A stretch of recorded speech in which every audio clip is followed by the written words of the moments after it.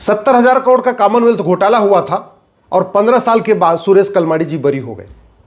पूरी जिंदगी भ्रष्टाचार के खिलाफ लड़ने वाले अशोक खेमका जी रिटायर हो गए।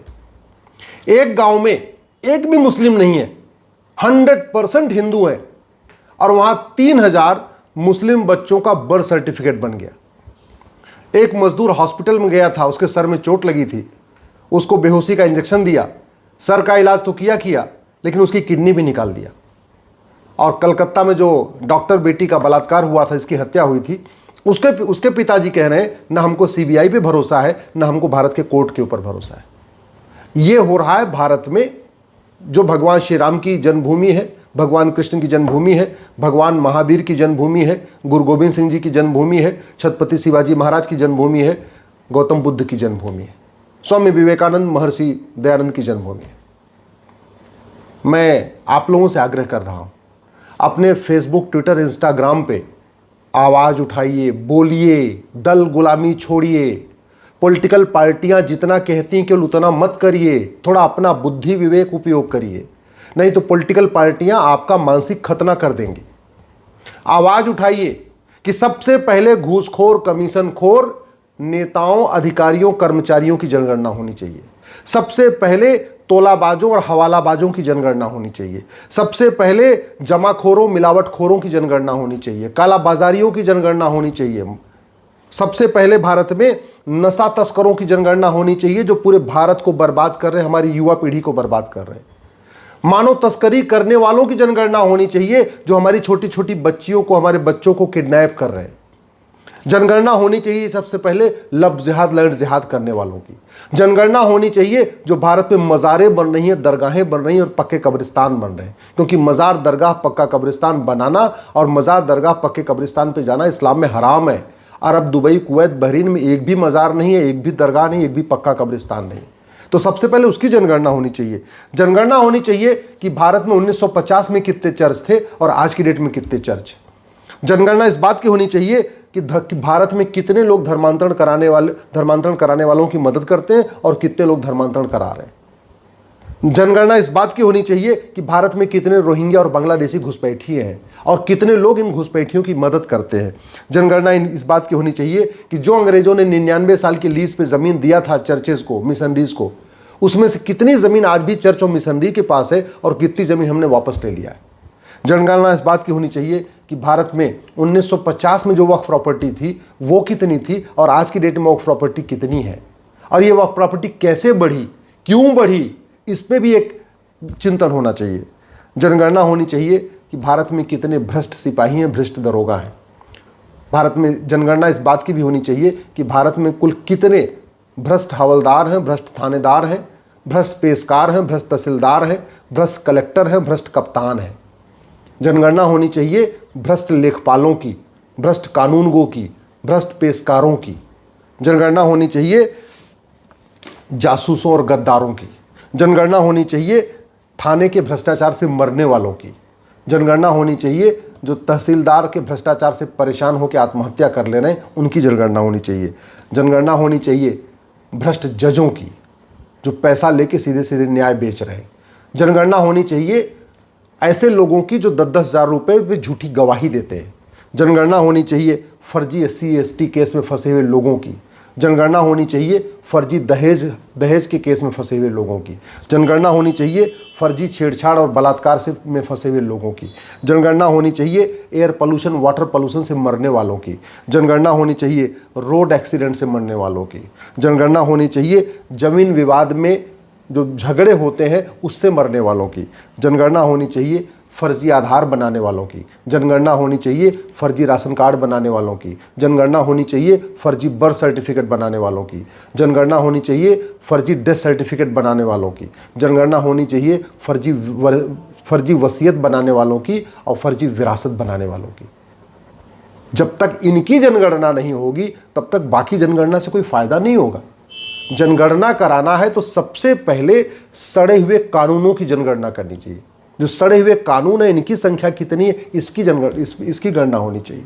जनगणना होनी चाहिए जो खुलेआम डिस्ट्रिक्ट कोर्ट और हाई कोर्ट में न्याय बिक रहा है, इसकी जनगणना होनी चाहिए कि कितने लोग न्याय बेच रहे हैं और कितने लोग न्याय खरीद रहे हैं। इसकी जनगणना हम नहीं कर रहे हैं। इलेक्शन रिफॉर्म की बात नहीं हो रही है, पुलिस रिफॉर्म की बात नहीं हो रही है, जुडिशियल रिफॉर्म की बात नहीं हो रही है, एडमिनिस्ट्रेटिव रिफॉर्म की बात नहीं हो रही है, जस्टिस विद इन ईयर लागू करने की बात नहीं हो रही है, मजहब के आधार पर बने नियम कानून खत्म करने की बात नहीं हो रही है, मजहब के आधार पर बने मंत्रालय और आयोग को खत्म करने की बात नहीं हो रही है, मजहब के आधार पर जो लोन दिया जा रहा है, वजीफा दिया जा रहा है, इसको खत्म करने की बात नहीं हो रही है।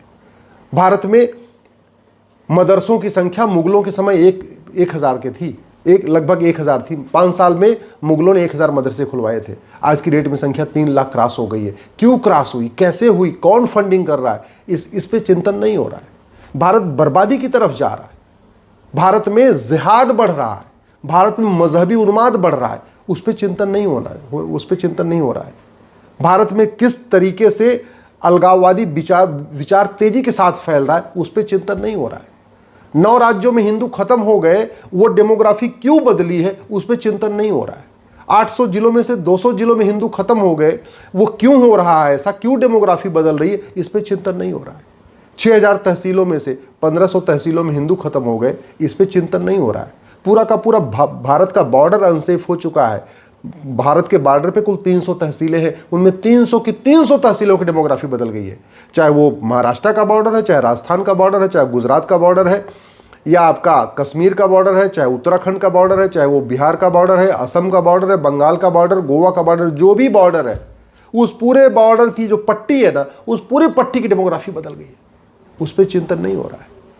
भारत की 50% समस्याओं का मूल कारण जनसंख्या विस्फोट है, उस पर चिंतन नहीं हो रहा है कि कैसे इसको रोका जाए। भारत की जासूसों की जनगणना नहीं हो रही है, गद्दारों की जनगणना नहीं हो रही है, पाखंडियों की जनगणना नहीं हो रही है, देश विरोधी नेताओं की जनगणना नहीं हो रही है, देश विरोधी अभिनेताओं की जनगणना नहीं हो रही है। मेरा मानना है कि भारत की कोई भी समस्या लाइलाज नहीं है, भारत की कोई भी समस्या विश्वव्यापी नहीं है। भारत में जो समस्याएं हैं ये अरब, दुबई, कुवैत में नहीं है। भारत में जो समस्याएं हैं ये चीन और जापान में नहीं है, सिंगापुर में नहीं है, अमेरिका में नहीं है, रूस में नहीं है, लेकिन ये समस्याएं भारत में हैं।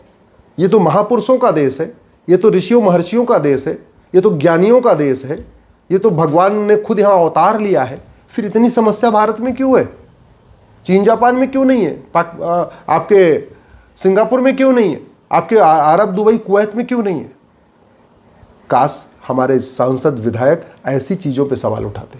दुर्भाग्य आप देखिए, गुंडे, बदमाश, मौवाली पार्षद प्रधान बन रहे हैं, सांसद विधायक बन रहे हैं, और इस घटिया कानून को बदलने पे कोई चर्चा ही नहीं हो रही है। 5 करोड़ मुकदमों के कारण 5 करोड़ परिवार टेंशन में है। 5 करोड़ परिवार का मतलब 30 करोड़ भारतीय टेंशन में है, लेकिन ये पुलिस व्यवस्था को बदलने, प्रशासनिक व्यवस्था को बदलने, न्यायिक व्यवस्था को बदलने पर कोई चर्चा ही नहीं हो रही है।